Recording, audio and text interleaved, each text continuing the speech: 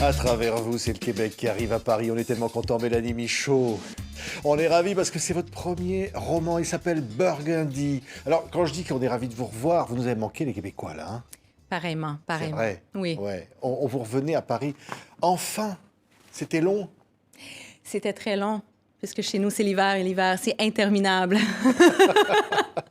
Donc les voyages ont repris, les artistes viennent ici à Paris, les artistes français vont pouvoir aller à Montréal. Ça, c'est vraiment... On a besoin de ça. Oui, enfin, on peut se faire un câlin. Ouais. Burgundy, dites-moi, ça veut dire quoi? C'est un quartier. C'est un quartier dans notre métropole, dans Montréal, mais c'est un quartier qui est très peu connu, même chez les Montréalais. C'est vraiment un petit ghetto qui s'appelle Petite Bourgogne, Little Burgundy. Ça vient d'Oscar Peterson aussi. Mais chez nous, on dit Burgundy. Ouais. Et donc, c'est un peu votre vie, Mélanie.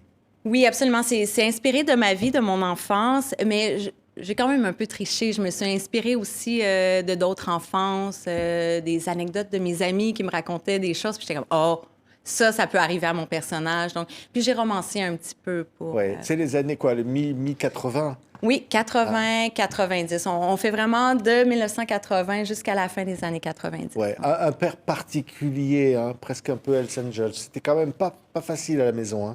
Non, c'est... Ouais, c'est sûr que c'est spécial, parce que, ouais, c'est un père qui navigue dans la criminalité. Puis c'est sûr que dans un regard d'enfant, on peut pas comprendre nécessairement la portée que peut avoir un père qui navigue dans le milieu criminel.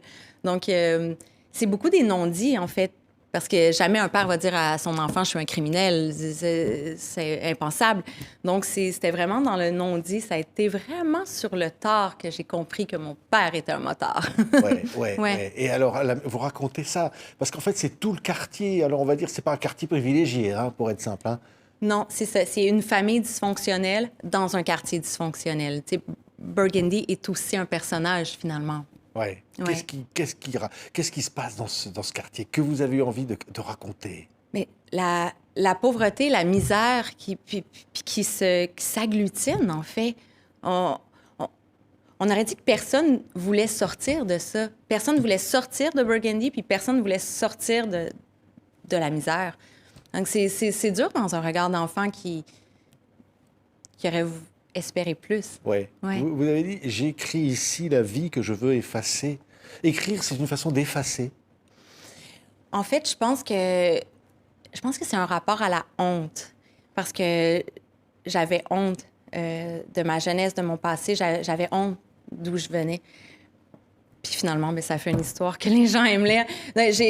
En fait, j'ai appris à doser ma honte. Il faut pas avoir honte, en fait, d'où on vient. Je pense que ça le fait ma personnalité. Donc, si je voulais vraiment renier, ben, je serais pas ici sur ce plateau. Ouais. Donc, ouais. Oui, vous avez dit la pomme est à l'arbre.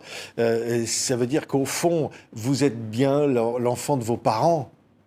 Et quelque part... On y échappe pas. Il y a une... Tu sais, que ce soit les gènes, le nom de famille qu'on continue à porter, on peut pas échapper, même si on s'affranchit ou on voudrait effacer ou on vit dans le déni ou on peut pas, ça nous reste, le passé, ça fait partie de nous. Donc, c'est ben, comment on vit avec? Est-ce que c'est un boulet ou est-ce qu'on en fait quelque chose de positif? J'ai toujours dit que, tu sais, mon arbre généalogique à moi est un arbre un peu malade, un peu laid. Puis moi, ce que j'ai réussi à faire, c'est je garde les mêmes racines, mais j'ai juste fait un petit buisson à côté, en fait. Et alors là, l'impression d'être à la marge de la société. C'est-à-dire qu'on vous... Alors, il y en a, vous les appelez les fraîchiers. Vous allez me dire ce que c'est? mais je pense que si vous dites fait chier, je pense en québécois, fraîchier, ça veut dire quelqu'un de plus privilégié, de hautain, qui est une classe. Puisqu'on sait qu'on peut pas y appartenir, ben on décide de les mépriser.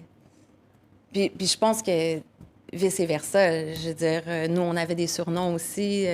Ici, vous dites peut-être paria, mais nous, on se faisait traiter de pauvres, de BS. Ça veut dire misérable, ça veut dire sur l'aide sociale. Fait que je pense que chaque classe a des noms pas gentils.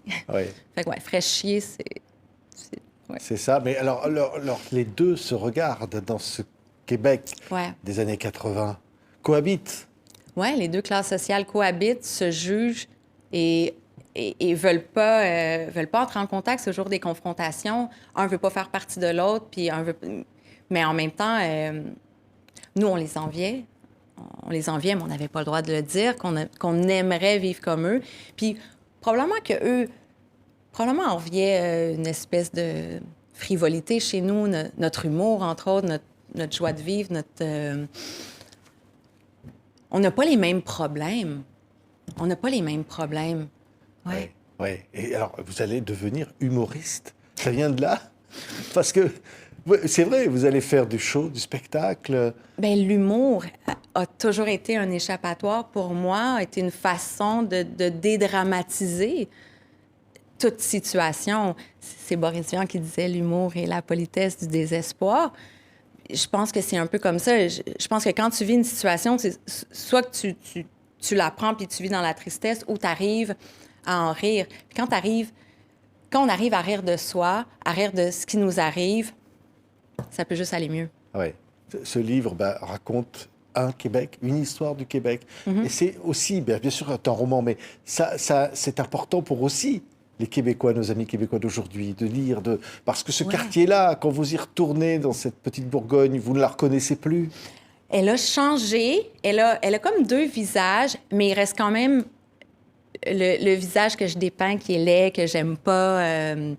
Il y a vraiment un étau, il y a de l'embourgeoisement qui se produit comme dans toutes les grandes villes du monde. Il y a un étau qui se resserre autour de la petite Bourgogne, de Burgundy, mais le noyau reste. Puis il se doit de rester. On ne peut pas toujours déplacer le problème. On ne peut pas déplacer toujours les pauvres. Là. Les gens ont le droit d'exister. Les gens ont le droit d'être pauvres et ont le droit de demeurer dans ce quartier-là.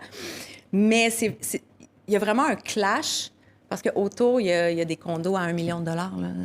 Donc, mais ça fait partie de toute grande ville. Je pense que c'est ça, la beauté d'une grande ville, c'est aussi qu'elle assume sa laideur. Oui, ça vous a fait du bien. Revenir aussi dans ça, dans ces souvenirs-là, la télévision qui tourne, dans ces petits appartements.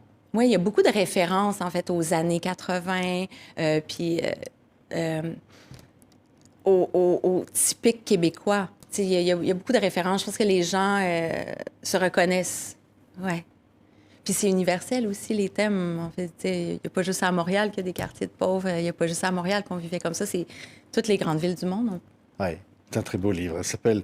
Alors, on le dit un peu à l'anglo-saxonne, Burgundy. Burgundy. Hein? Mais j'adore que tout le monde le prononce différemment. Ça veut dire que pour moi, les gens se l'approprient. Puis ils font leur propre image mentale. Fait que c'est... Burgundy. Oui, c'est un peu anglo-saxon. C'est Oscar Peterson. Ouais, Burgundy. Allez. Mélanie Michaud. Voilà, le roman publié chez Lattès en France, international, diffusé dans le monde entier, c'est Burgundy. Merci beaucoup, Mélanie. Merci à vous. De Burgundy à Paris, c'est quand même énorme. Merci. Merci.